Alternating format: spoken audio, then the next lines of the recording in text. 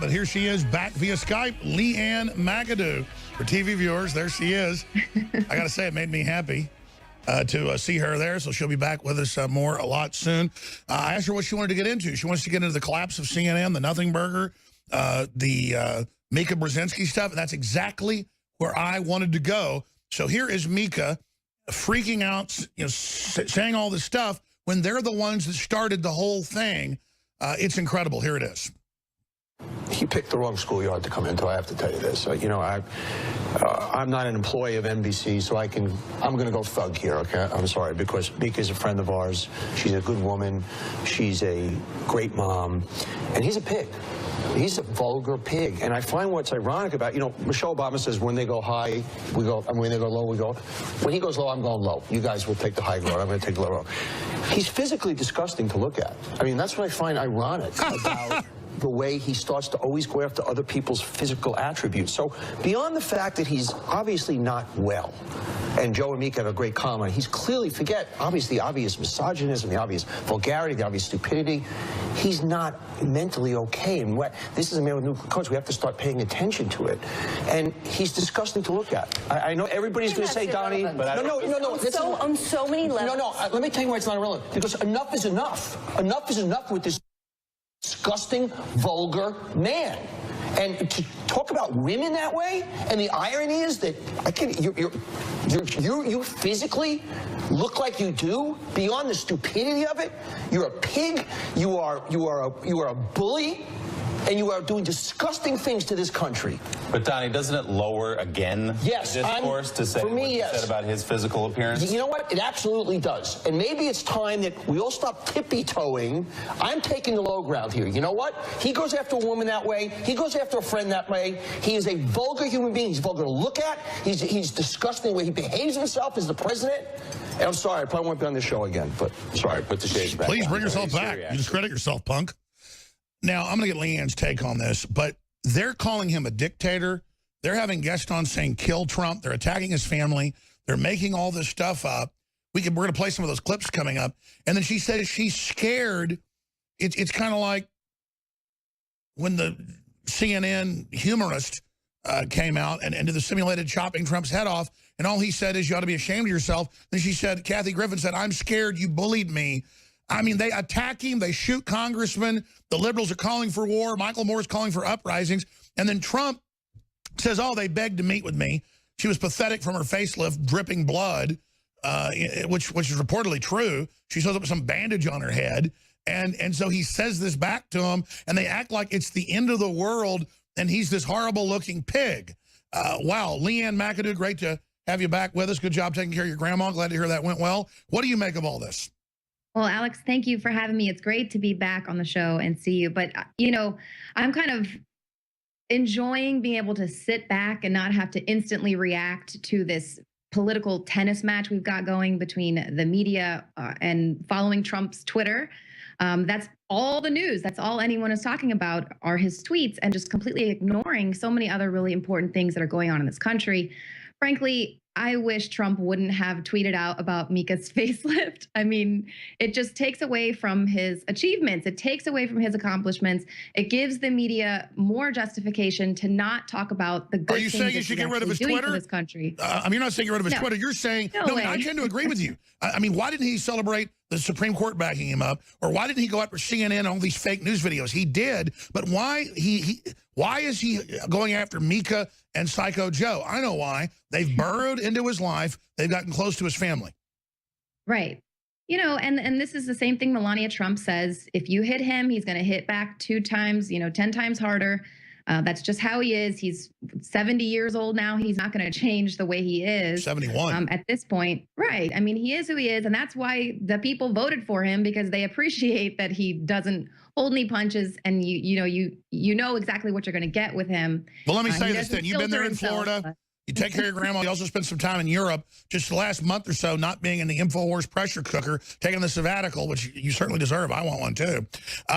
What would you say about the state of the world right now? Well, obviously, what an incredible month for me to just keep quiet. I mean, so many tragic things happened over the last month and a half, of course, many big things. Something that was really impressed upon me when I was in Portugal.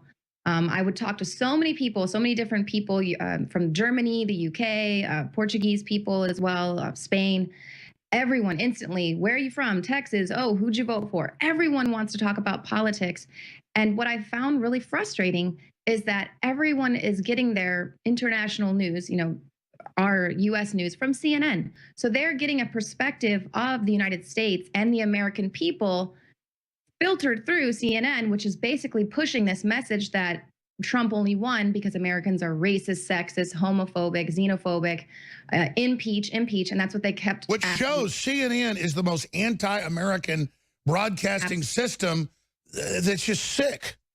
They're so anti-American. And so, but people don't realize that on the outside. They think we're the free world over here. We've got this free press. And that was what I just kept trying to explain to them. That's no longer true. All of our main media outlets where we used to get our information vital to our nation is now being filtered through these papers and media outlets that are owned by either a single person or a corporation, people that don't like the president, that actively worked against him and getting Hillary Clinton elected, and they're all upset that those efforts failed. Well, that's my next question. They want Trump out. You've got Zuckerberg, you've got the CIA, you've got the kingpin, Carlos Slim, the Mexican kingpin. It's all these globalists, the ultra-rich against Trump and America. Doesn't the left get their siding with the establishment? Right. Well, that's the thing that's funny is that now they're anti-government and they're pushing all the conspiracy theories. It's really funny how that it's kind of flipped around where they were really trying to push that message that these anti-government folks are really dangerous to the democracy, but now it's them. But I think it's really interesting that they're taking Trump's latest tweet and now trying to invoke the 25th Amendment. That's their big thing that they're going to do and say, well, he's clearly unfit to be the president. By the way, Stone got that from high-level sources 2 months ago and broke it. That's what Mika and that's what Psycho Joe are saying is he's mentally ill. I mean, that guy has incredible stamina at like 1 in the morning. The guy sleeps 4 hours. He really does. He's so smart. Just when I personally talked to him, I mean, he finishes my sentences. And so to claim at 71 he is senile or mentally ill is the opposite. So they can say he's senile, mentally ill, but he can't say Mika has a low IQ. Right. Or they can sit there and make fun of his tiny hands. For whatever reason, that seems to be their favorite insult. Talk about how he's overweight and how we need to get his blood pressure tested and make sure he's not eating too much fast food. I mean, they're constantly making fun of his appearance. But if, God forbid, he says something about someone else, that's all the news. And there's actually a recent a chart from the Media Research Center kind of analyzing the amount of coverage that ABC, CBS, and NBC were giving to Russia.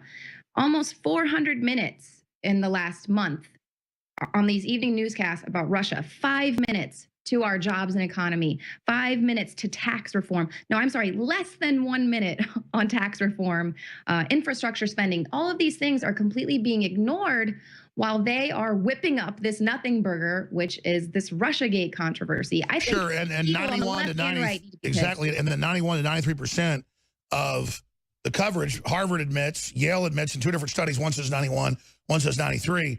I mean, it's more like 99. It is all negative. So just ask yourself, what is he doing that makes him so mad? But you said something really important that I've meant to address. So I've seen it online. I've seen it on TV.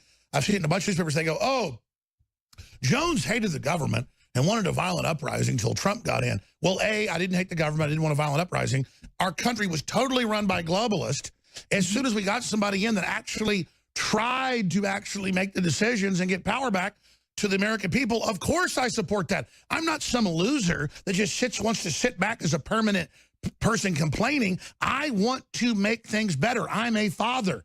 I'm a citizen. I'm a human. So it adds more credibility that when the police start doing a better job and when the military steps up and when citizens step up and when Trump does a better job, when Trump bombs the fake Syrian, deal and they're trying to false flag him into a war, I say, that's bad, Trump. And then Trump responds 3 days later and says, we're not going to do this. So I see him as so responsive I just can't believe how much good he's done, quite frankly, Lee Ann. And just imagine if Hillary was in, what it would be like. Oh, and every day I think about that. And here now, I'm living in Florida and I'm surrounded by a bunch of elderly people who are quite progressive. They come down here from New York and other places. And of course, they want to talk about politics. And it's so easy for me to say to them, well, I'm much happier with the Trump than I would have been with Hillary Clinton. And none of them can argue with the fact that she was a terrible candidate. And I mean, at the end of the day, I'm sorry, if you think Trump's such a bad guy, well, your candidate lost to him. So that speaks volumes about what a terrible candidate she was. And then just the fact that we're overlooking all of the corruption and the collusion and things that went into trying to get her elected. I mean, there's so many things that are not being addressed because we're being forced to ping pong back and forth. The nation is being forced, those people who turn into mainstream media are being forced to just constantly pivot back and forth between the media versus Trump. And they're not getting any information that's actually serving them. That's why you have a lot of Democratic leaders, they're kind of calling on their people to stop pushing this Russia thing because Trump taking us out of the Paris Climate Accord, they weren't prepared for that. They didn't have any response for that because they hadn't been rallying up their protesters and rallying up their troops to even think about that Paris Treaty. They had nothing to say about it. So well, that's my next question. How can they be calling to kill Trump, murder Trump, hashtag hunt Trump, Democratic officials? They're actually trying to organize this. Then they turn around and say, it's Trump's fault Congressman Scalise got shot. Right.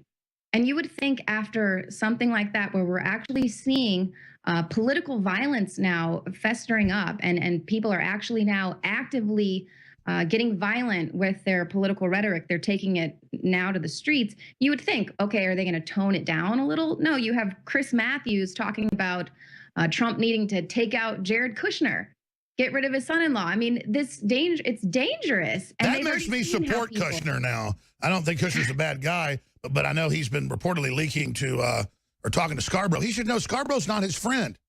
Right. Lee Ann, let me ask you this, because it's a big spectacle. And again, I haven't, talked to you except for some text messages and a couple calls in the last month or 5 weeks. You took care of your grandma and went to Europe. Well-deserved time. But be honest. I mean, obviously, I look like hell, bad lighting.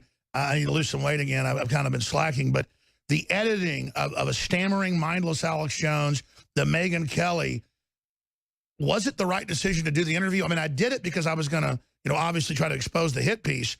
It blew up in her face to a certain extent. People agree that we came out on the better side, but I don't think it's because I'm that good. I think it's that she's that bad and the dinosaur media is in such crisis. But correct me if I'm wrong. What is your real analysis of that? Well, I was really glad that you did the interview. I thought it was definitely going to be a hit piece, but I was willing to give her a chance because I did, respect Megyn Kelly. And you used to say, oh, don't worry about her. You can be better than her or whatever. I looked up to her. So I was giving her a chance to see if she. Lee Ann, you are a million times better than Megyn Kelly. Please, for God's sakes, stop it. You're like a super smart girl next door that's awesome. I mean, Megyn Kelly was very robotic. I'll just tell you this. She's very attractive physically. I had zero attraction to her, though. I don't mean that mean. It was like there wasn't a woman there. Go ahead. Yeah. Yeah. Well, I mean, she's definitely sort of toughened up and changed a lot. I think she took a lot of heat for giving Trump those pretty hard-hitting debate questions initially. And, you asked me this at the time as a woman, I thought she handled it pretty well. And frankly, at the time, he did say those things. And she was brave enough to say, well, if you're going to be the president, respond to this. But she got a lot of flack for that, which, understandably so. So I was interested to see, would she be fair? Would she be balanced? Would she really actually allow people to see who Alex Jones is and why he's so important, why he has so much reach? But of course, it turned into a hit piece. And I was just really glad that you guys recorded it because I know that that's not something that we've ever done. And I was about to say, because folks are now saying I'm recording everything. Have we ever recorded somebody surreptitiously? No. And that's where we always joke about it. Because, I mean, obviously there's cameras all over the place. But, this is not something that that there's going to be a hit piece. So you just kind of take it in stride and give them your honest, authentic Alex Jones. And they'll spin it and do whatever. But, I just don't think they were expecting to have her just so blatantly lying, have that recorded and blow up in her face. And to me, it's like, really? Alex Jones will be the one thing that finally undoes Megyn Kelly? I mean, that was incredible to see. I don't think it's that. I just think that the public sees us as honest, which we are. We make mistakes, we'll tell people. Here's an example. The headline said, Playboy reporter in the Daily Mail confronts, press secretary in outburst, but he was with a syndicate paper. He wasn't a Playboy. So I'm going, look at this dumbass Playboy reporter. And then later I'm watching it at night and it's going, syndicate news columnist. So, I mean, we make mistakes like that, but it's like little stuff like that. With them, we don't have the time and energy to lie. We're like live. We're really saying what we think. There's no teleprompters. With them, they'd spent 2 weeks manipulating this thing.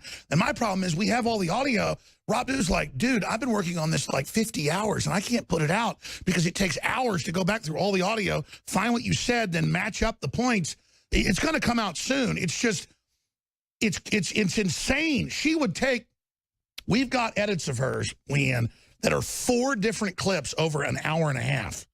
You understand? They would take over an hour and a half, 4 things I said. That's why even mainstream media admitted it was jump cuts, because it would like go, and I do this, and then it would cut back to her and like cut to a wide shot and all this, because they were literally like taking, a news article and cutting out each word like a refrigerator game. Right. And then like rearranging them. I mean, it's that bad. So here's the question. Why did they think they could get away with that? Well, and I'm also curious how much of that last minute scrambling editing took place once you released the piece and kind of scooped Megyn Kelly. I wonder how much they went back and tried to edit more to make you look really bad and really villainous. So that might not have even been the original piece that they were working on. But then once she got scooped, then they were like, okay, well, now we really have to hit him. That's a good point, because she said that don't worry, other folks have taken it over at NBC. It's going to be much worse on Alex. Right. Yeah, I mean, people have to understand it's all edited. It's all filtered through a biased channel. And then you can see him take your clips, mash them up. Wait till we release this. I mean, I actually think the fact we do this on purpose, I think waiting until everybody's kind of forgotten about it, then releasing pieces of this selective editing is going to be devastating. Lee Ann McAdoo is our guest.